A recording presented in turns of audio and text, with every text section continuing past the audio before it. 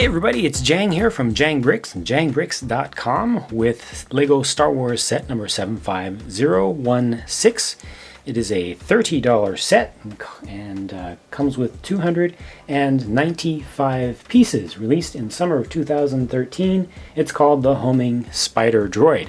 Not the first of these they've ever done, but the most recent. So let's go ahead and take a look at the minifigures. Left to right, first off, we have a clone trooper there. And, you know, clone troopers are kind of a dime a dozen. Some folks like to collect a lot of them. There's nothing really special about this one. He doesn't have any particular markings. It's very straightforward, just a normal clone trooper with the long kind of rifle style blaster.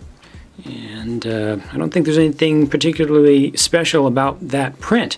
Then you get two super battle droids. I like the super battle droids in general from the movies, from Clone Wars. I tend to like them. I don't like the figures here all that much in that they're all empty and hollow on the back, and they have not a lot of articulation. The legs don't really turn, and the arms aren't all that useful. But I do like the characters in general, and I like the color too. And then the last one here. Now this one is very special. This one is unique to this set, exclusive to this set as of the time of its release. It's Stas Ali, a Jedi, and what a wonderful figure this is, top to bottom. Great color scheme. Look at the print on the hairpiece. That's amazing. Just so crisp. Nice choice of colors there. You've got a little bit of a like a sand blue color that's going down in the crevices there. Got the olive green, got the tan, dark brown. Nice wavy shape to it all the way around. Kind of parted in the back. Good looking print on the torso. A little bit of detail around the belt section. And then the face, the headpiece, is also really, really nice with the couple different shades of brown. They did bring a little bit of the, so they've got the lavender color for the eyes, and they brought in, looks like a little bit of, it's really hard to see whether it's the lavender color. No, I think it's a dark bluish gray that kind of creates the crease along the cheek there. And I'll take this, the hairpiece off. You can see a little bit of hair shape comes through with the olive green print on the top. And then on the back, no second face, but they just kind of continue the hair around with the olive green again. And just in general, to get a brown-skinned female head, fairly humanoid, you know, actually completely humanoid looking, is so rare on the whole from any theme ever from LEGO. That makes it even more special, but the whole thing, everything about that minifigure, I like 100%. So that is good. The others are just kind of commodity items, but you know, still happy to get some extras. This little guy is awesome. This should be a set by itself, like a polybag set or something, if it hasn't been already. But I love this thing. Absolutely love it. I remember it from the movie. I actually went back to check and saw that it actually shows up twice, basically two different parts of the same scene in episode 2.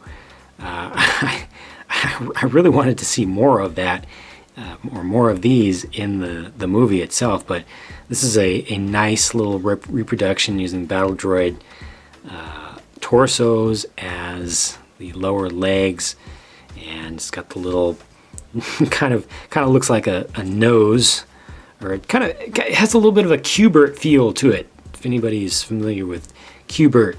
But this is the gun on him. He's got a little antenna here. They use the telephone handset to create the eye stalks there. Battle droid arm holding that up. This is just really good looking. Clear piece down on the bottom so that you can easily just set this to have all of the feet on the ground. You know, if you've been playing with it and you've been moving stuff around, you want to just set it down and just put the feet on the ground. Just set it down and just put the feet on the ground. Makes it nice and easy to return to that pose, and I just can't say enough good about this. This is a really nice design, and it looks great, and I liked the thing in the actual movie too, so very nice. Now that leaves us with the Homing Spider Droid itself. This thing looks good, it looks proper, looks appropriate to what we see in the movie, and yeah, it has some interesting features to it too. It does have the two lasers, which have the little focusing kind of discs on there, and this section here, this is really nice how this works. This section can rotate independently, so you can see you can actually get that realistic motion of getting that to turn around as it's seeking out targets and such. And good detail in general on these laser parts with the addition of the hose. Strangely enough, this section here is done as a flick fire missile, which is completely inappropriate. It should not be done like that. Doesn't make sense, but they just wanted to add a little bit of playability to this thing. So speaking of playability, you see I'm just sitting here trying to show you stuff, and it is on its own. I didn't do that on purpose. It's just falling into disarray with these legs. It's just so flimsy. It is unbelievable how flimsy this thing is, how it doesn't want to stand up unless you bring in the feet all close to the center like this. Then it'll actually stand up. The idea with this is that you would actually play with it by, if I can get it, okay, here we go. You grab these up here and actually make it walk, kind of like, wait, make it walk, you know, realistically like it would actually do in the movie or something. And you know, you keep two hands and you kind of move them around on the different parts, and it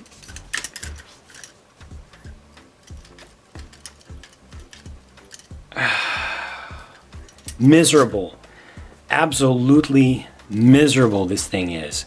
I hate it. I hate it. I want my money back. Who thought of this? Who is responsible for this? This is terrible. Look, it gets up on the toes. This is really bad. You can leave it like that and everything is cool. Kind of springy, but it works, but it just doesn't look right at all. You want to put it into the pose where it looks right. Make sure that you get it just there. You're not on a slippery surface, and then don't touch it. If you touch it, things will start to happen. Bad things will start to happen. Terrible. Really, really terrible. And honestly, all that this needs to make it not be terrible like that is for a couple of these, probably do two of them, not all of them, maybe, well, one or two. Replace one or two of these pins, the Technic pins, with black pieces instead of the gray ones. The gray ones have no friction. Replace them with black. I'm going to do that right now.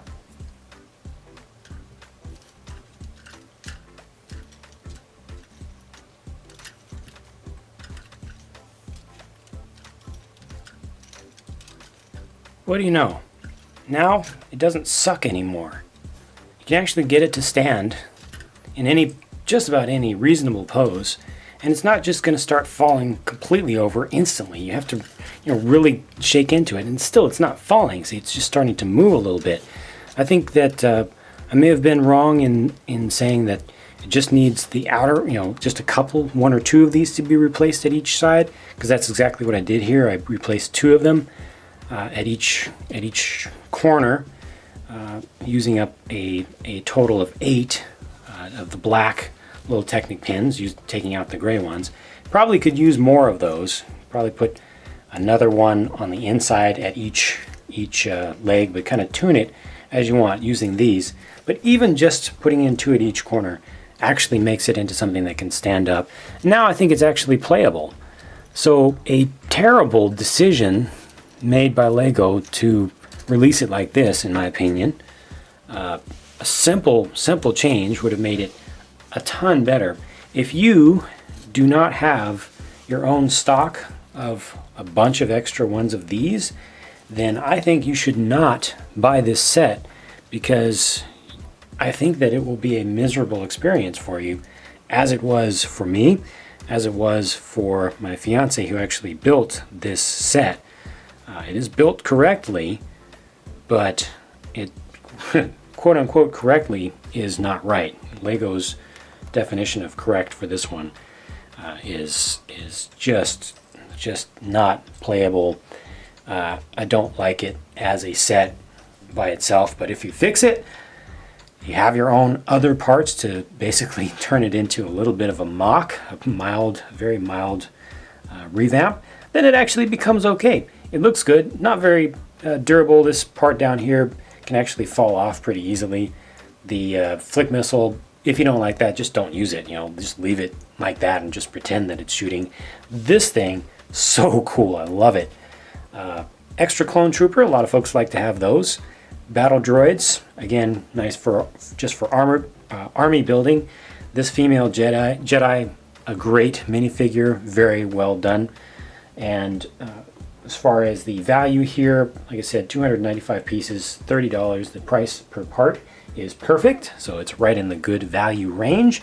But again, you do need to supply your own parts, otherwise the whole thing falls apart as a set. So those are my thoughts. Let me know your thoughts in the comments section, and stay tuned for more reviews from me. And if you want to see other reviews that I've already done, be sure to check those out on my channel. Got playlists and tag lists and other things, or if you want a nice easy way to search through archives of stuff I've done in the past, just check out jangbricks.com. You can search and browse, and you can get the latest updates of stuff that I'm doing in the LEGO world, even stuff that hasn't been published on YouTube yet. So, thanks for watching, and I'll talk to you again soon.